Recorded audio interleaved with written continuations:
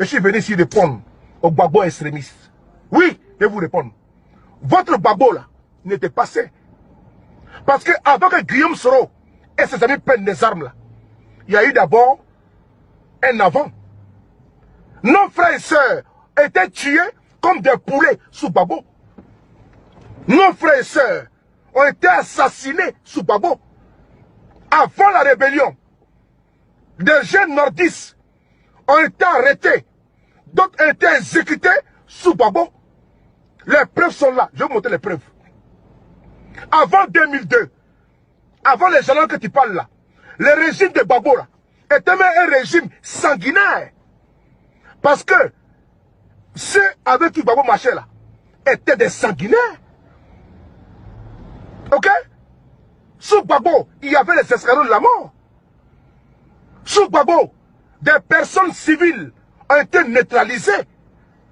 Sous Gbagbo, l'ivoirité a connu, n'est-ce pas, son ascension.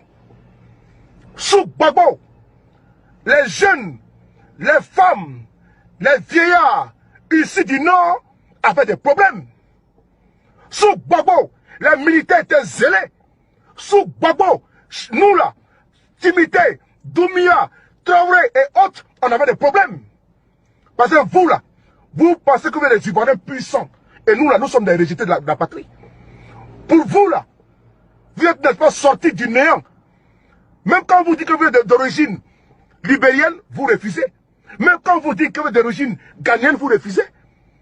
Parce que vous là, vous pensez que la Côte d'Ivoire là, elle a été créée par vos aïeux, vos ancêtres. Nous là, nous venons d'ailleurs. Nous sommes catégorisés. Vous avez un esprit sectaire, un esprit xénophobe, tribaliste. Vous là, vous êtes un cancer. Vous là, vous avez tué, vous, en Côte d'Ivoire. Vous avez assassiné. Avant que Guillaume Soro prenne les armes là, nos frères étaient des martyrs. Ok? Étaient des martyrs en Côte d'Ivoire. On a souffert les martyrs. On a souffert les martyrs. Et donc vous là, vous ne pouvez pas parler de Guillaume Soro était un criminel. Non, vous ne pouvez pas. Parce que vous là, vous êtes trempés jusqu'au cou. Ordre est donc donné aux policiers, aux gendarmes, aux militaires de toutes les armes, de se poser par tous les moyens, partout sur l'étendue du territoire national, aux semeurs de troubles. N'en suffisent. Les forces de l'ordre les interprètent comme si carte blanche leur était donnée. Tous ceux dont le nom est à consonance nordique deviennent une cible potentielle. Vous avez pour ennemi, je n'ai pas dit pour adversaire, j'ai dit pour ennemi, tous ceux qui sont contre la République. Ces consignes de fermeté extrême, données sans ambiguïté à des troupes qui n'interviennent pas dans une zone de guerre, prouvent que les ennemis dont parle Laurent Gbagbo, ce sont bien ses opposants. Vous n'êtes pas des juges. Ce sont les juges qui regardent pour voir s'il y a des circonstances atténuantes ou bien s'il y a des... Ça, c'est les juges, ça. Que la République, quand elle se construit aussi avec des forces de combat.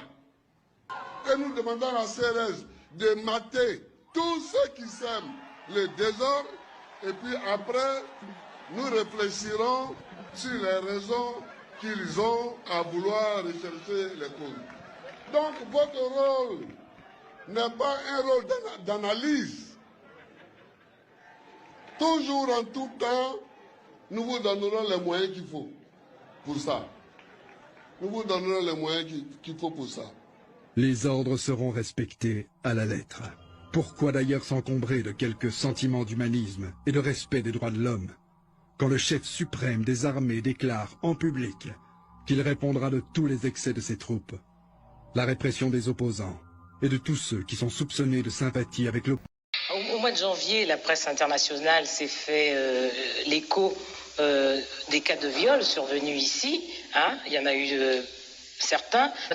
Tous ces cas de viol ont été totalement banalisés. est-ce que ce n'est pas assez regrettable de banaliser aussi des actes aussi répréhensibles que le viol, surtout le viol des femmes? C'est vrai, c'est vrai.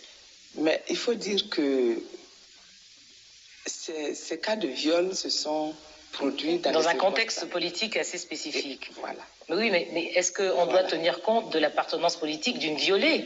Ce n'est pas ça le problème. Le problème, ce n'est pas l'appartenance politique de la violée. Le problème, c'est pourquoi les gens manifestaient. Il y a eu l'amalgame politique, il y a eu la désapprobation de la population. Cela fait qu'aujourd'hui, les enquêtes se déroulent, mais que, bon, les gens se disent un peu, c'est peut-être un peu eux-mêmes qui ont cherché cela. C'est peut-être un peu eux-mêmes qui ont cherché cela.